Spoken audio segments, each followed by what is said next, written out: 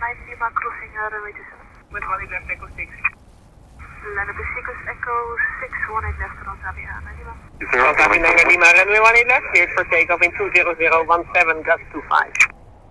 Runway 18 left, cleared takeoff. For your information, we will be doing a 30-second run of Transavia 9 Lima. Yeah, that's complete. Report rolling.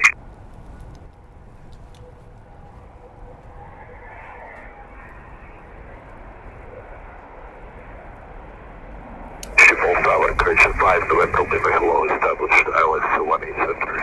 Tracer 5, November Lima, hello, number 2. Roger.